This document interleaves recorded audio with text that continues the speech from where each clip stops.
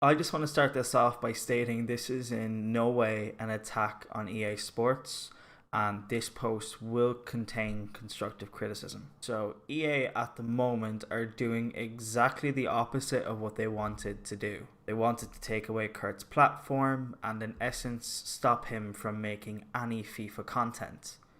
But what they did was the Streisand effect, where it's going to have the opposite effect pretty much. What they're doing is they're giving Kurt a bigger and more vocal platform. Now, unless you're totally unaware of who Kurt is and why EA Sports have a vendetta against him, these are some of the reasons why. So pretty much Kurt is extremely critical of FIFA, like extremely critical, and he doesn't pull any punches, and he speaks out about EA. And he does speak out about EA employees like Corey and Zaro, who are the EA community managers. And he gives them their fair share of abuse, as EA call it. So let me just give you a little bit of context, just so you understand, just in case you have no idea who Kurt is. So Kurt is a Maltese content creator and, I guess now, former professional FIFA esports player. Kurt has played at many EA events and has said many controversial things at EA events. About the Royal not being able to. I don't care if I can bear. Okay, maybe they are. Why don't you, Kurt? You go concentrate on your game, and we'll all be able to watch you. Let's win, huh? You go focus. You go focus. If you go onto his YouTube channel, he has plenty of videos talking about this. People who are EA's golden boys, as Kurt calls them, like Castro and Bateson, don't necessarily like Kurt. And Kurt is known to be very critical and toxic at times, and Kurt is quite aware of this. So he calls out these content creators and calls out EA pretty much on a daily basis. And this is what Kurt's known for. I'm sorry about the webcam quality, by the way. I didn't have the resources to get it properly set up with a DSLR or anything like that because I'm in the middle of moving, as you can tell by the rubbish down here. So let's just move on anyway. So I'll be reading a lot from this, so if I'm not looking directly at the camera, you know why. If I look to my right, that's why. So EA banned Kurt from competing at events last year. They think he was abusive, toxic, and harassing their employees, and that his comments did not constitute constructive criticism. And EA have taken a further step today, where they have banned Kurt's EA account. Employees have the right, whether they work for a huge company as PR people or not, to have the right to disconnect and to not be abused. I don't think that's a crazy concept, even if you are a public figure. Just because you're a public figure or a community manager doesn't make it okay for you to be abused. Kurt did abuse these people. He crossed the line. It was unwarranted sometimes, but he didn't threaten them. So let's talk about the statement that they put out. In November 2019, after a series of code of conduct violations as part of the EA Sports FIFA Global Series in which he threatened employees and other players, Kurt0411 was banned from competing or attending any EA Sports FIFA 20 Global Series events or future competitions.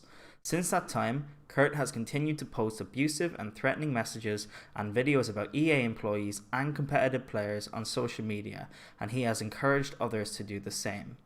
His messages have crossed the line of decency into very personal attacks and breach our terms of service. We will not tolerate threatening behaviour. As a result, today Kurt0411's EA account will be banned from playing our games and accessing our services due to these serious and repeated violations. Kurt did abuse these people, unwarranted and totally crossed the line. But he did not threaten them. He called them rats and said they're bad at their jobs, and probably more abusive stuff than that as well, but he never threatened them. The way this is worded makes it feel like he did threaten them, whether it be verbally or physically. Kurt even responded to this saying, "Could you give me examples of when I've threatened your incompetent employees?" Criticism does not equal threats. People have a right to be criticized. I've always stood by that. So the second part of the statement. We build games and communities for players to have fun. Firstly, your champion, Tex, and he said this a few days ago. game is so like unrewarding that anyone can win. Like guys who aren't good can win on FIFA 20, and no one enjoys playing it. But you know, we're here, and I'm in the semi-final now. So yeah, that's that. This is your champion. You have a tifo of him in game. From this point onwards is pretty much corporate speak. This is damage control. There's no explanation here. They're saying that they have a code of conduct and that Kurt didn't abide by it. So I went on to the code of conduct. It specifically states, this is a quote, harass, threaten, bully, embarrass, spam, or do anything else to another player that is unwanted, such as repeatedly sending unwanted messages or making personal attacks or statements about race, sexual orientation, religion, heritage, etc. Hate speech is not tolerated. Here's where the legal ramifications come into this, and this is where things are going to get tricky if Kurt does decide that he wants to move forward with any legal case. Their code of conduct specifically says players. It does not mention employees. And when you go through the code of conduct, the only thing that really mentions employees were that you can't impersonate employees. If we're discussing this in a purely legal sense, purely legal, the terms and service and code of conduct documents aren't entirely valid. While the company reserves the right to terminate these accounts, based on their policies, if a precedent has been set, they have to follow through with it. But from what I can tell, this is the precedent. This is the precedent that they are setting now. They've never done this before. Their policies don't actually acknowledge employees being abused or hate speech targeted towards employees. It says that it's toward their player base and other players. This isn't the same as dealing with a workplace conflict. This isn't as cut and dry as there needs to be due process. EA gave Kurt numerous warnings and bans from events, and he continued to do what he did. If Kurt wanted to open a claim against EA, for argument's sake, and he won, they would pay 150% of the arbitration award, up to $5,000 over and above your arbitration award, and reimburse the arbitration fees that he paid. So pretty much he'd get a settlement for it if he won. But the likelihood of Kurt actually going forward with this is slim, as according to their code of conduct, it would need to be held by a court in California. So Kurt would have to hire legal representation to represent him in California. And from what I could tell just by looking into this legally and looking at EA's code of conduct, I can see nothing from a legal standpoint that backs up their version of events. I can see no policies surrounding abuse of employees. And if they have any internal documents about this or any internal policies, they can't just ban somebody and not allow them to see those policies. But once again, this isn't the same as a workplace related matter. Moving past that though, and moving past the legal aspects of this, EA has handled this horrendously. Kurt has criticised the game and has continually been vocal about changes that should be made.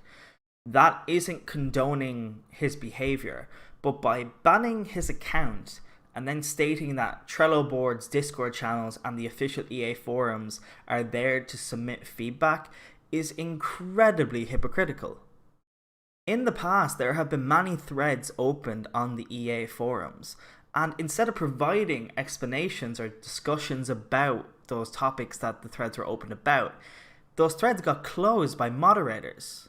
An example of this was the coding leak surrounding dynamic difficulty. EA closed the thread and didn't acknowledge it any further, even though there were a lot of people interested in their answers, as dynamic difficulty does affect anyone who plays the game.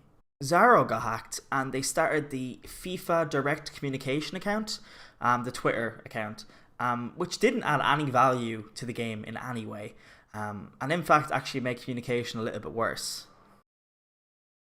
And not to mention the statement that they tweeted today wasn't even tweeted by that account, when isn't that the whole purpose of the account, to let people know directly about things that are happening with the game or people involved with the game? It's so confusing. It was tweeted by EA's main account, which is essentially a corporate marketing account. EA shut people down and censor people who call them out on their incompetence and their shortcomings.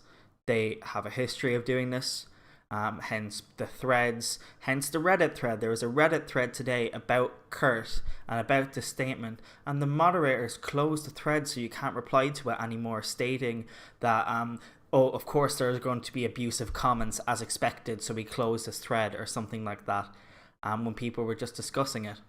I have found zero proof of Kurt actually threatening their employees. I couldn't find anything. And constructive criticism, or criticism in general, or even general abuse to a certain extent, does not constitute as threatening legally. And this is my own little dig. Sorry, have to throw it in there. But isn't it ironic how EA are discussing decency and morality when their Peggy 3 game is littered with gambling for kids? I mean, it's a bit hypocritical if you ask me. And once again, from a legal standpoint, from somebody who's currently studying HR, there are a lot of holes in this argument and statement. Now, it's not to say that EA wouldn't win. They are a gigantic corporation. Chances are they would win. But even with my limited knowledge, there are some holes in this discussion and in the statement they released. Now, if this went to court, they would definitely have a lot more proof and documentation. But the fact that EA released a statement, didn't release any proof, shows that they don't want to talk about this any further. The way that that statement is written leads me to believe that it has been vetted legally by somebody. It feels like they wanted to have a concise statement that had a very short explanation about what happened and who it happened to, then the rest of it was corporate damage control. And that's exactly what they accomplished today. And finally, to end this video, I would like to talk directly to David Faris. A lot of you won't even know who that is, but David Faris is the Director of Worldwide Customer Experience at EA Sports, and is based in British Columbia in Canada. Here's the thing, David, we have mutual connections on LinkedIn, as I used to work for a tax reclaim company. And because of that, I had to reach out to loads of big corporations in the US, and EA was one of those corporations. So I have a fair few connections with you, so I could see your profile in full. So I know you still work there, so I just want to talk directly to you.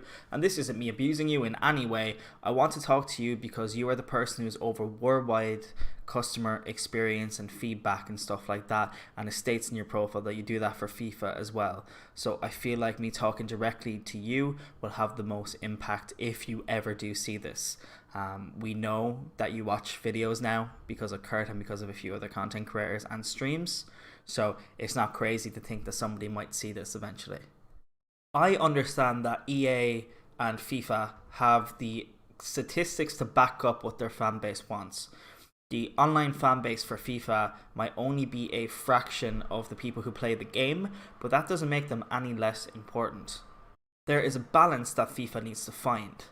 At the moment, the game is boring and does not reward players nearly enough. This year, more than previous years, is blatantly a cash grab, as there is a promo literally every single week. You hold feedback sessions with EA Game Changers, but the issue lies deeper than that.